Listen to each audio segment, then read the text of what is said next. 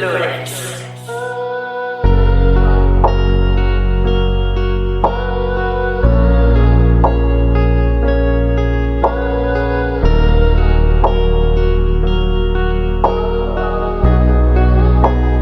Musika.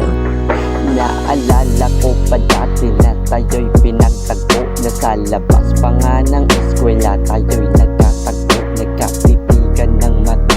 At ang aking nasabi, ika'y napakaganda, napaka-cute mong babae. Nang di ko inakala na tayo'y nagkatuluyan. At tayong dalawa nagkasama, nagmamahalan ng tunay at nagbigay sa'kin ng magandang buhay. Ang mundo ko'y madilim, nagkaroon agad ng ulan. Kaya simula ng dali-dalaw at nagkakasama. Ang sarap mabuhay dahil ikaw ang aking kasama.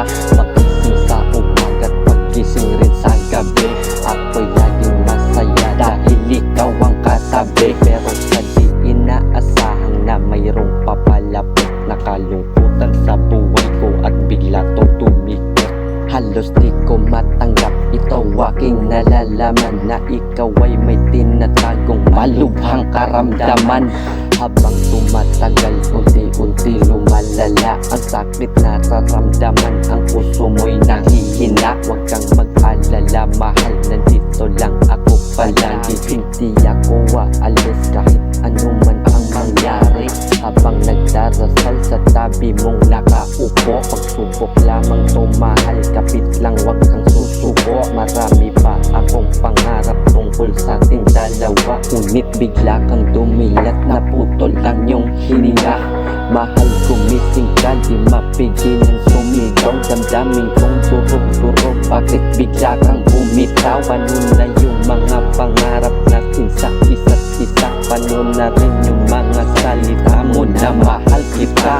Paano na yun lahat? At paano na rin ako? Kung kailan ang pagmamahal ay di na mabubuo. Ang sakit-sakit nito ngayon, mahal, wala ka na. Alam ko di mo ginusto ang iyong pagkawala. Wala na rin magagawa kundi na lamang tanggapin. Sana maging masaya ka kahit wala ka na sa akin. At kung nasaan ka man, at palagi mong tandaan, mahal na mahal kita hanggang magpakailanman.